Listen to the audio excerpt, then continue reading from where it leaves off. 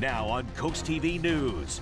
A cyclist in life-threatening condition. New information from Rehoboth Beach Police. And a deadly crash on Route 1. Why a string of accidents worrying drivers on the coast.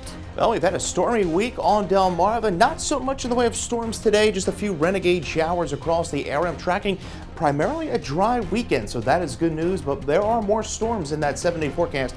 We'll talk all about it coming up. This is CoastTV News at 5. Good evening. I'm Madeline Overtur. And I'm Charlie Sakaitis. This was the scene on Tuesday at Hudson Road and Route 1. And today, just miles up the road, a deadly accident shut down the beach's busiest highway.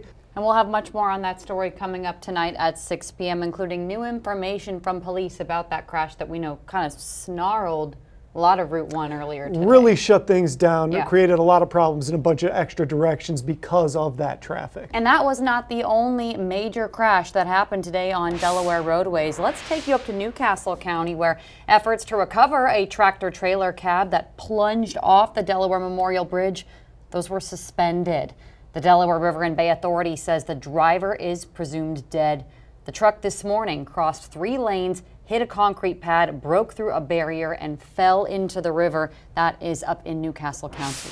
And this brings us to our Coast TV poll. We want to know what the main cause of serious crashes on Route 1 is. Let's take a look at the results so far. 63% say distracted driving and 37% say speeding. One thing we do want to make very clear, though, before we get into more of this poll is the causes of the crashes that we just listed in Milford and in Newcastle County. We don't know the cause of that yet. So we're not making an assumption on that. We're not making an assumption there. But everybody that drives on Route 1 has seen it. Yeah. I mean, just today I was on the road and, you know, the light turns red. 6, 7, 8 more cars still go through it. And that happens a lot, especially on those busy Friday drives. So it's a big story. We have much more for it at 6. And if you would like to vote in this poll, you can do that right now. CoastTV.com or our mobile app. Speaking of accidents, we're learning more about a 21-year-old J-1 visa student who was hit and critically injured in Rehoboth Beach. Coast TV News reporter Brandon Ferguson shows us what police know now and what those who know the victim are saying. Maddie, Rehoboth Beach police say this 21-year-old cyclist was hit right here behind me at the 300th block here on Rehoboth Avenue. And police confirmed to me today that the cyclist is still alive after suffering life-threatening injuries. Police say Megan Smith, a 20-year-old, was driving under the influence just after 1 a.m. on Wednesday when she hit the J-1 visa student. The student was then transported to a nearby hospital for treatment. New today, Rehoboth PD says the 21-year-old cyclist was a female. Ritza Alston rides her bike in Rehoboth and works with the J-1 visa student. Alston hopes for a full recovery. I hope that she's okay and whatnot, and I hope that she is too, especially since she's a J-1, she's not from around here. So, you know, that's that kind of, I hope that doesn't make her not want to come back, shall I say. Rehoboth Beach police could not release any more details of what happened here on the 300th block of Rehoboth Avenue with this crash, citing the ongoing investigation and possible more charges pending. In Rehoboth Beach, Brandon Ferguson, Coast TV News. And now let's go ahead and take a live look outside into the Rehoboth area. Looking like an absolutely gorgeous day right now, certainly a warm one. We check in with our First Alert meteorologist, Chris Mastrobuono. He's in for Paul tonight. And Chris, as we get ready to charge into a brand new weekend, what can we expect out there? Good evening, Charlie. Yeah, actually, we are trending pretty nicely into the weekend. You'll see more of that here in a little bit. But yeah, this first afternoon, we didn't have any storms pop up along the coast, and it was a warm start to the week. We had temperatures well into the 90s Tuesday, but then round after round after round of storms, and then we had those storms fire up along the coast. It's been quite an active start to the month of July. In fact, you see here through the first 11 days of the month, we've seen rainfall 6 of those 11. So we've seen quite a bit of rainfall so far this month. In fact, look at that. We have well over 3 inches of rain. So the average is about 1.33 inches. So we're running well over the average for the month. And then look at that for the year, 25 inches of rainfall so far this year. So we're running about 3 inches over average for the year so far. So we are well on pace for definitely no droughts this summer. As hot as it's been, it's also been quite a stormy as well. So we had one little renegade shower fired up kind of between Route 13 and 113. That has since dissipated. Nothing along the coast. And then we had another shower kind of bubble up just over Pocomoke City. That has since weakened. Not expecting any severe weather this evening. That is going to stay well to the west. You can see scattered convection across portions of Maryland, West Virginia, and they had a pretty good storm up here in Carbon County, Pennsylvania, producing some flash flooding. This weak trough is going to be pushing to our south. We've had a sea breeze, kind of a marine layer kind of move in tonight, and that's going to allow for some fog to develop. 84 right now in Laurel, still quite muggy. Unfortunately, the mugginess is not going anywhere despite the limited rain through the weekend. Temperatures are going to be falling to around 81 by around 8, expecting partly cloudy skies through the overnight. Again, some of that fog rolling in, especially along the coastal plain. 78 currently in Rehoboth. We're at 78 in Lewis, 79 Bethany Beach, a bit milder away from the coast, 86 in Seaford. We're at 83 in Delmar. As I mentioned, quite muggy out there. Look at those dew points.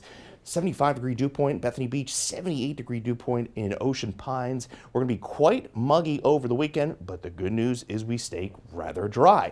We're looking pretty good into our Saturday, a mix of sun and clouds. Temperatures generally 83 to 88 inland, at the coast 79 to 87. The other good news, a low risk of rip currents both Saturday and Sunday. Waves generally about 1 to 2 feet as well. As we go into Sunday, partly cloudy skies, another warm and humid day. Can't rely on an isolated storm, especially west of 13 along the eastern shore. I think most of the area is going to really escape any rain on Sunday, but a better chance of storms comes in on Monday. And there you see that forecast for tomorrow. Temperatures lower to mid 80s at the coast, near 90 across the eastern shore. We'll talk more about storm chances rolling in Monday in that full 7-day forecast. Charlie. Thanks for the update, Chris. An unlicensed spa business has been shut down by the Seaford Police Department after extensive investigation into alleged illicit sexual acts and possible trafficking. Police say they searched the spa the mornings of July 11th. It was the result of a weeks-long investigation. 2 women, both employees, were turned over to the Victims Services under the guidance of the Delaware Department of Justice Human Trafficking Unit.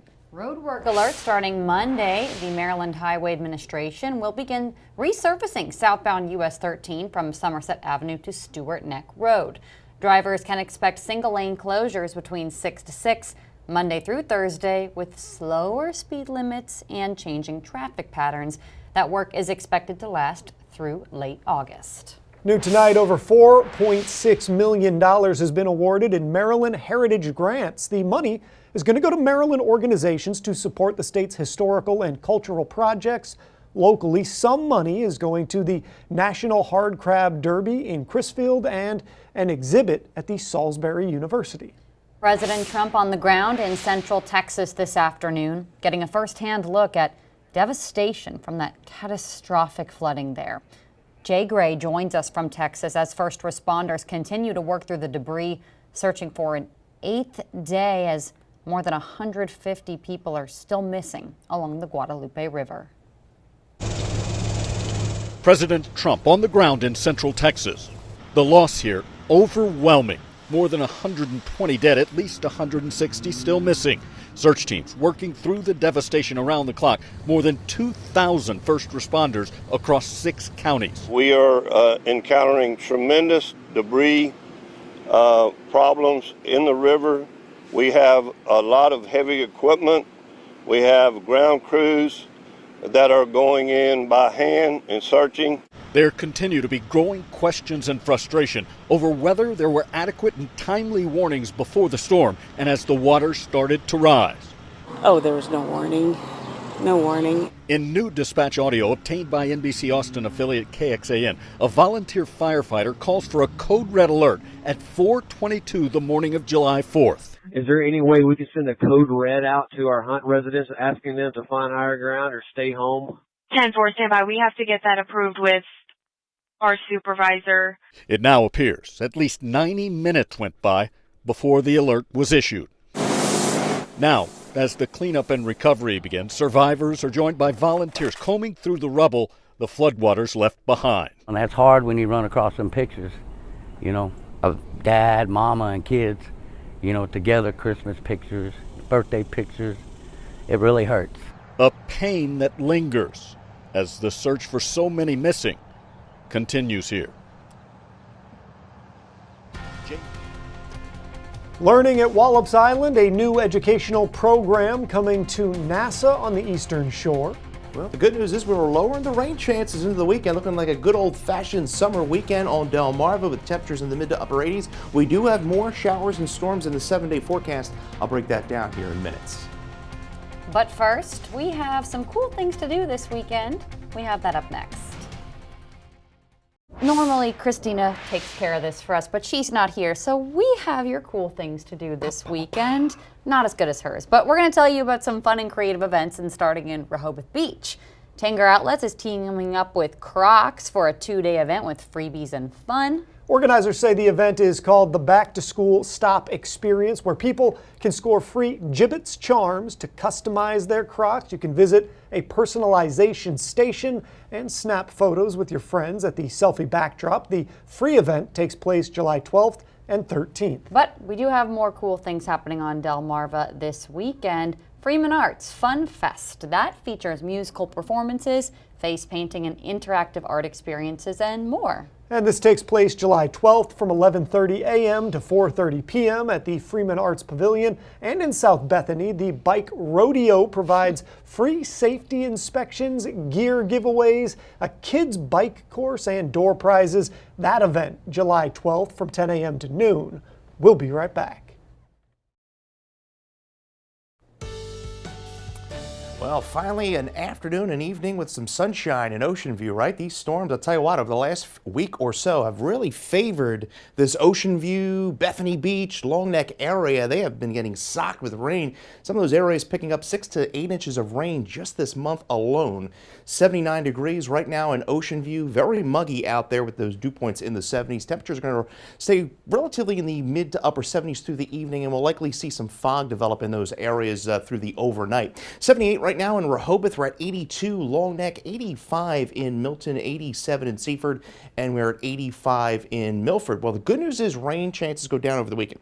Bad news is this humidity is going to be sticking around. Look at the dew point, 75 Rehoboth, 78 in Ocean Pines, and we are forecasting a cold front to come through on Monday, but it might be another one of those fronts that kind of stalls out over the area, so we're not really anticipating any fresh air rolling into the area, if you know what I mean, like we had back on 4th of July. We had one little renegade shower pass just to the southwest of Georgetown, kind of fired up along the sea breeze there. Then we had another shower kind of billowed up over Pocomoke City. That is since weekend. We're pretty dry along the coast. Maybe a brief shower or two over the next few hours, but expecting mainly dry conditions. You could see plenty of shower activity back off to the west, and that's kind of where it's going to stay throughout the weekend.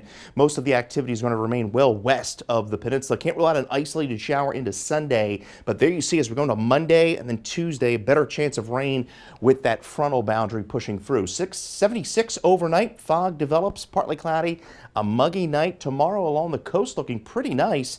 Temperatures anywhere from 80 to Rehoboth, 85 dewy, 87 in Ocean City, partly cloudy skies. Northeast winds, so we'll have more of a sea breeze there tomorrow, and then that marine layer kind of burns out through the morning, and then we'll kind of do it all over again Sunday morning. Some morning fog, some low clouds, and then we burn that off, and then we're looking at partly to mostly sunny skies by the afternoon. Again, a better chance of an isolated storm would be primarily across the eastern shore, but I do think most of the Delmarva Peninsula escapes any rain over the weekend. 87 in Chickateague on Saturday, 86 Sunday. As we go to Aztec, 80 on Saturday and Sunday. Then there's those storms rolling in. Looks like Monday, late afternoon through the evening hours. 84 Fenwick Island. We're at 80 in Ocean City on Saturday, and then we're looking at a temperature of 79, a bit cooler there on Sunday. Lowest 85 on Saturday and Sunday, and then there's those storms rolling in. That's kind of the time frame we're pinpointing. Looks like late Monday afternoon through Monday evening with that cold front coming through. Could see some strong to potentially severe storms. We'll kind of see how that evolves, but again, the primary threat there would be a gusty, damaging wind threat with the flash flooding. These storms have had a lot of moisture to tap into with the high humidity. And then there's the front pushing through into Wednesday. Couldn't stall out, but I think we begin to dry out Wednesday, Thursday, even into Friday with kind of more of your isolated afternoon thunderstorm chance as we get into the middle part of next week. So there's those thunderstorms coming in. Looks like Monday afternoon through Monday night.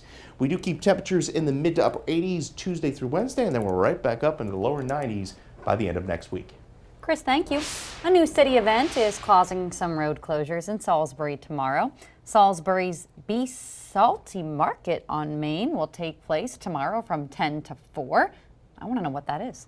The city says East Main Street from Poplar Hill to Baptist Street will be closed starting Saturday at 9. The inaugural event, here we go, will have local artists, small businesses, and handcrafted goods and products. Sounds like a fun time to me. Yeah. Signs of neglect called out by Pocomoke City Mayor. Earlier this week, Mayor Todd Knock delivered a strong message to homeowners saying certain properties make the city look unwelcoming. Knock cited chipped paint, deteriorating roofs, and broken fences. His words on Monday were stern, but when we spoke with Knock on Friday, he told us his message was meant to inspire people to do their part.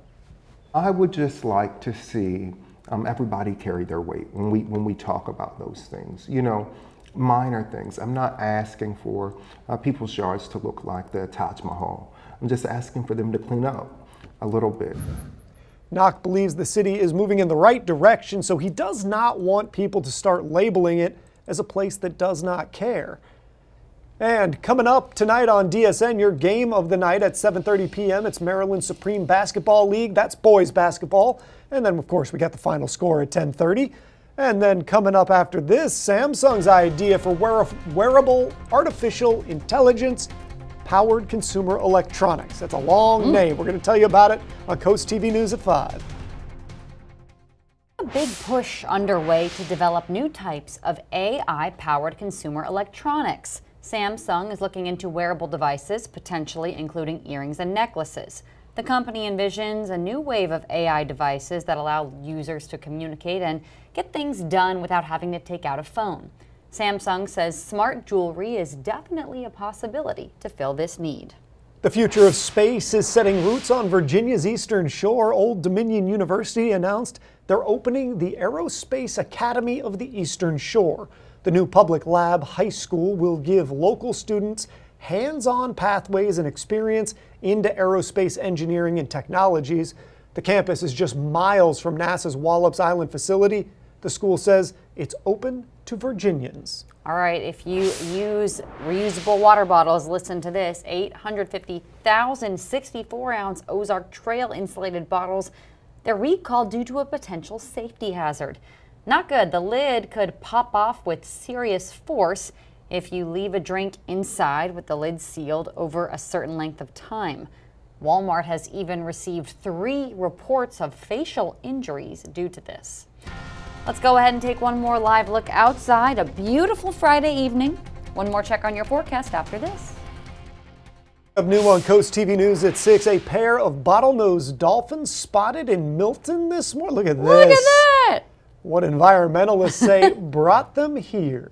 Look at that. Well, we are having a warm and muggy weekend on Delmarva. Rather dry, though. That is good news.